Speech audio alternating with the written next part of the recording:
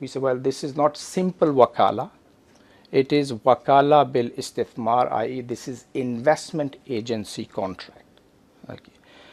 Wakala as a simple could be for anything. Okay, you can appoint me as a wakil, as your agent to do something very specific only.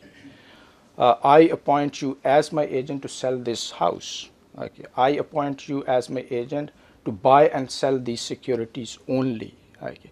But if this is an investment agency, I can have greater freedom. Okay. I can do the business as long as my business is in compliance with Sharia. Okay. If there are any further questions, we can discuss later. I'm sorry if I'm asking something with more code before I come. You very kindly mentioned investment vehicle must be Sharia compliant. Are there any guidelines for investment funding sources which must be Sharia compliant as well? Yeah. This is, thank you for asking. This is about KYC thing. Okay, as I said, okay, well, in Sharia domain, in the practice of Islamic fund management industry, the requirements which are applicable to the conventional domain, okay, they are applicable to Islamic funds as well.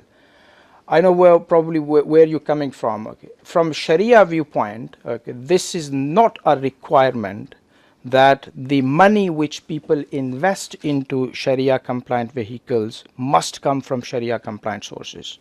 This is not a requirement. I've given a very bold example. I should not refer, but just for the sake of clarity, if John earns money from his brewery, right, which is a non-Sharia activity, and everyone knows that this money is coming from the manufacturing, sale, or processing of alcohol. But if John decides to invest that money in a Sharia compliant fund, this is acceptable from Sharia viewpoint. Once the money enters into an Islamic fund, that behaves in a Sharia compliant way. Similarly, if HSBC, it earns its money from interest-based activities. If HSBC decides to invest in a Sharia compliant activity, most welcome. Okay. But once HSBC decides to invest that money in a Sharia compliant activity, that must be ring fenced and that remains Sharia compliant. I think, if there are any further questions, I can take in the tea or reception afterwards. Thank you.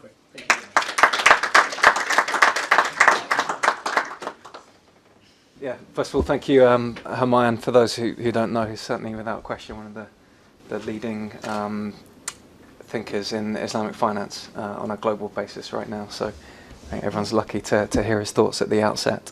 I've had the privilege of working with him over the last 5 or 6 years. And provided a good introduction to Islamic fund management. Because time is short, I could talk around a range of things as a practitioner in the space myself. What I really want to focus on today is a brief introduction onto Islamic stock screening. If I can go to the next slide, I will introduce Amiri Capital, which hopefully the next slide will show. Should we go to the next one? Yes, please. As a business, Amiri Capital is a business I co-founded 5 or 6 years ago.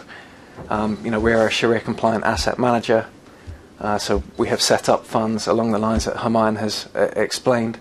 But in order to do that, we don't just manage and distribute them, but we have to do all the complicated structuring in the middle of that. And one of the elements of what we structured was this stock screening system. Called Amiri S-Cubed.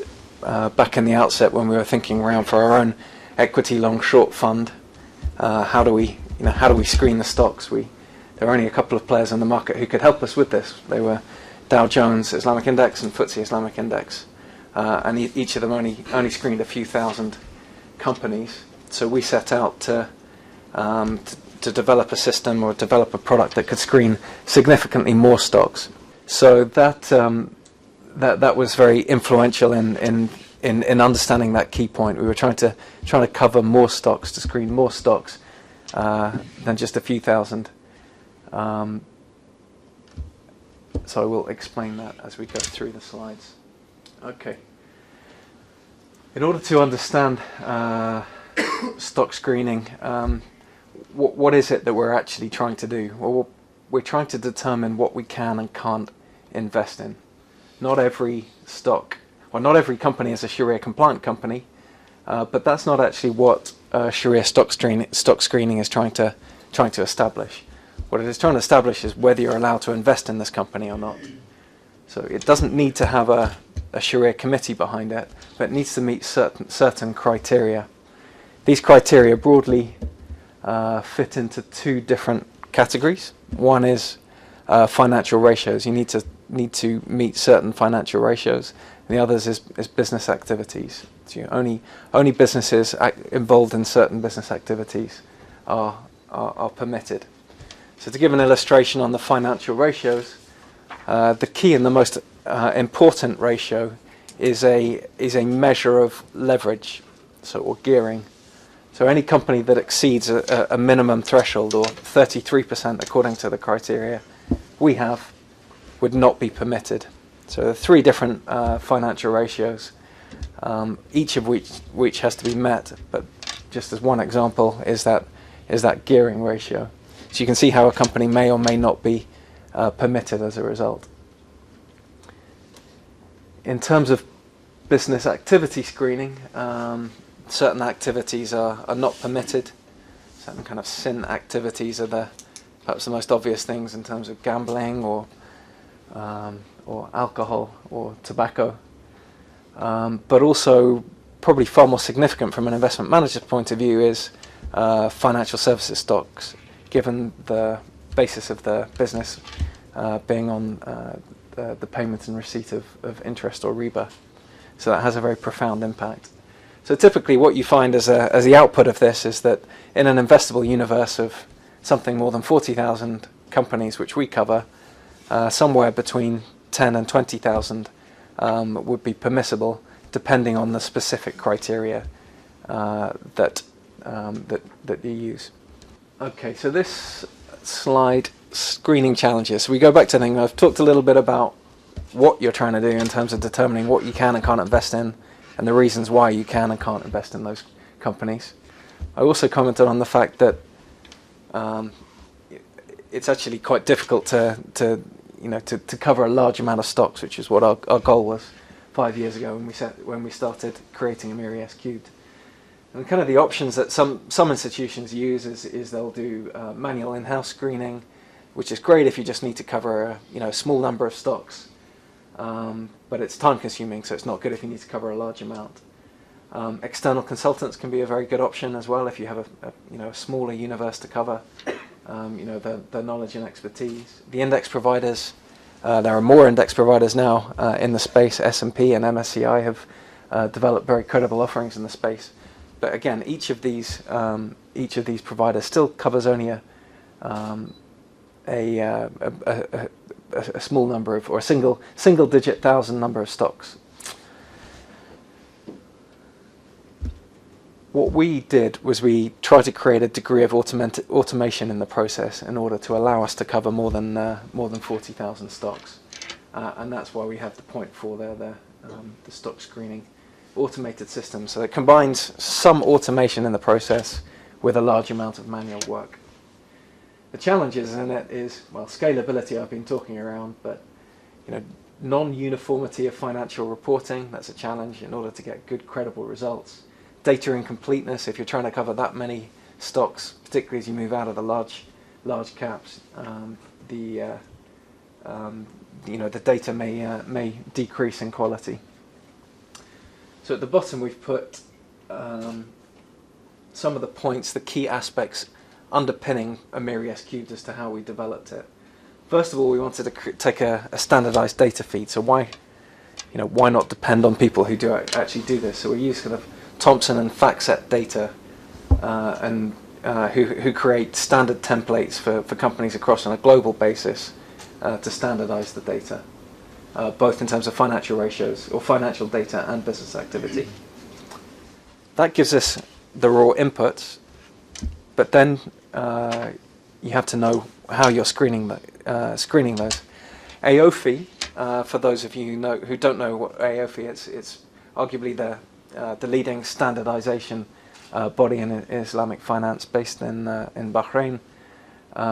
We set out some criteria for business activity and financial ratios. So we use those as a basis, but we needed to go more granular in terms of how we were trying to screen. So in terms of financial ratios, as well as saying you're not allowed to have excessive leverage, we also put a lot of thought into how to deal with derivatives, how to deal with preference shares, other aspects of the financial statements, so that all of our ratios take into account these variables. The most challenging aspect is really actually the business compliance, though, because companies are involved in many different business activities. So what we did was we worked with our lead scholar, who's Sheikh Hussein Hamid Hassan, who's the chairman of numerous institutions, including Dubai Islamic Bank, Emirates Islamic Bank, Sharjah Islamic Bank, and many more, as I say. We worked very closely to build a business taxonomy. So we used SIC codes as the basis of our screening, and there are a little more than 1,000 different SIC codes. For each SIC code, there's on average roughly 10 business activities. So 1,000 times 10, 10,000 different business activities. Over several months, we went through and classified each of those different ones to work out the what was compliant and what was not compliant. So a very detailed process there. Then I employed a very smart, sophisticated Islamic finance expert and technical expert to build a rigorous algorithm to query the data. So using our business taxonomy, our financial ratio definitions against the standardized data feeds, and off the basis of the algorithm you can kind of create some of the outputs, some of the process. I'll explain more. So for regular manual screening and testing, okay, well, testing is probably self-explanatory. Anytime you have processes in place, you need to check everything. So, Thomson has more than has several hundred tests that it does on its data, but we have 29 tests that we run on a monthly basis to ensure that the outputs of what we do are correct, are accurate. Manual screening, well, as I said, the algorithm only kind of gets us half of the way there. It's what allows us to go from single thousand number of stocks to 40,000 plus, but only gets us part of the way there. Well, why is this? It's because Thomson, I'll go back to the SIC codes point. Well, the SIC codes, Thomson applies SIC codes to different businesses, but a SIC code may be compliant, it may be non-compliant, or it may be unclear, because the sub-business activities within that SIC code may be, some may be halal, some may be haram, or a business may have a mixture of halal and haram codes or ambiguous SIC codes involved. So you can't necessarily determine it. So we kind of go off and we go and speak with the companies, talk with their investor relations departments, go back to the core base data for many thousands of companies to determine their Sharia compliance. And if we can't determine it, then we treat it as a haram company.